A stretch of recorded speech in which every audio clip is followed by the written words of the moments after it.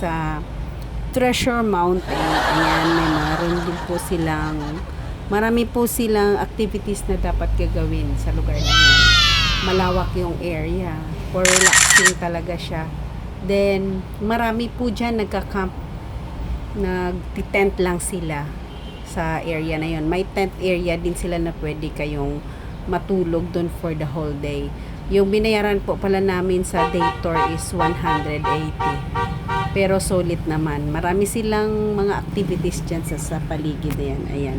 Nag-inquire kami kasi mag-day tour lang kami dalawa. So, ang in-offer lang, ang ginamit lang namin is day tour lang. Then, ayan, marami. Nakakatuwa siya. Kasi marami talaga silang activities. And then, after that, ayan yung pinakaano nila ng Treasure Mountain. Sumayaw pa ako dyan, ha. Nag-effort pa ako dyan. Sumayaw ako dyan sa Treasure Mountain. Sa sobrang saya ko, diba? Ang ganda ng lugar. Talagang yung asawa ko yung taga-video sa akin dyan. Dati ayaw niya yan. Ngayon siya na ang choreographer ko. Siya na, ayan. Habang kami naglalakad, may daanan kaming Philippine Pig Tree ba yun sabi nila. Kinakain daw po yan pag color yellow na. O, diba? Ma-explore din natin yung ating nature dito sa, kahit sa Maynila tayo, pwede tayong mamasyal. Ayan. Habang ako naglalakad-lakad, papunta kami sa area nila. Ayan, nakita ko yung mga bulaklak nila. Ang ganda. Malawak yung lugar. Nahagdan kami dyan. Sobrang layo ng nilakad namin. Parang o, diba? Ayan, umakyat ako sa bato.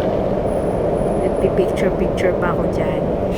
Medyo delikado lang yung bato na yan pag kaya nakasulat dyan, pwede kang umakyat sa bato with your own risk. Kasi pag nalaglag po kayo, naku, wala na. Lagpak. Walang matitirang buhay kasi bangin po yan. Yung mga bundok na yan, yung likod niyan is bangin. Nakakatakot. Pag hindi nyo kaya, hindi kayo pwedeng umakyat. Yung mga kasabayan nga namin dyan, hindi sila umakyat dahil natatakot. O ako sumayaw-sayaw pa. Na-miss ko rin yung buhay probinsya. Dati kasama ko yung tatay ko, umakyat kami sa mga bato na yan sa lupa namin. Yan, sayaw lang ng sayaw dahil paakyat. Ikot kami ng ikot yan, medyo malawak. Ayan, kain muna daw kami ng buko kasi nagutom. Fresh buko, at least mura lang yan. Yan, ang ginamit namin kutsara, yung ano ng kanyang balat ba yun ng buko. Ayan, nakatatlo po kami dyan. Ayan, nahiga pa ako dyan sa heart nila na display. Pagulong-gulong pa ako dyan. Pagulong-gulong ba yan? O, barang nakahiga lang, kunwari nakarelax kasi hindi masyado maraming tao. Ayun, umakyat ako sa puno para kung nag-monkey girl pa ako dyan. O, diba, ang saya. Masaya pala talaga pag nakalabas, ano. Hindi mo alam kung anong gagawin mo eh. Sa saya. Ayan, may swing pa sila. Maganda yung swing nila dyan, nakakatuwa. Nakaka-relax kasi malakas yung hangin. Tapos, medyo maambon yung pagpunta namin dyan, ha. Kaya medyo maluwang naman yung area. Ayan, yung mga bato na yan, maglalakad kami na mag-asawa. Ayan. Yung asawa ko nagsasabi kung saan ako uupo, tapos magpa-picture. Choreographer siya dyan, yan. Kung ano-anong ginagawa ko dyan, alam mo yung nakalabas ka ng Maynila, parang feeling mo naging inosente ka sa bundok. Ayan, stress free from the smog, sa usok, sa kung ano-ano pang malanghap natin sa ang biyahe po namin parang wala pang 2 hours. Nandun na kami sa bundok na yun, Treasure Mountain. O, di ba ang ganda ng landscape nila. Ilan-ilan lang po yung namamasyal. Yan, yung hobby ko, masayang-saya din siya. Nakangiti siya dyan eh. Habang umakyat din siya sa bato, hindi siya magpapatalo. Akyat din daw siya sa bato. Kaya lang, pag nag-akyat kayo dyan, kailangan po yung safety. At ang pag-iingat kasi delikado po yan. Ayan, oh, malalaglag kayo dyan sa likod na yan. Ako po. Walang matitirang buhay. Ayan. Maganda yung bulaklak. Colorful. Ma-enjoy mo yung lugar na yun para lang mag-relax. Pwede kayong magbarkada. Pwede kayong mamasyal sa Treasure Mountain. Ayan. Umakyat kaming dalawa sa bato. Tapos bigla akong nakita sa baba. Kaya bigla akong napasigaw dyan. Pero masaya. Kasi makikita namin yung sa baba. May swimming pool at sa baba matatanaw. Tapos may hanging bridge. O siya. Ang saya na mag-asawa. Happy trip. Enjoy kami sa pagpasyal. Yan nga pala yung mga tent nila. Nirerentahan din dyan for one day.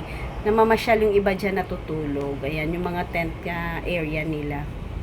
Marami ding pupunta, natutulog lang sila doon. Then, pagkahapon, uwi na. Kasi day tour lang ang ano eh. Yan.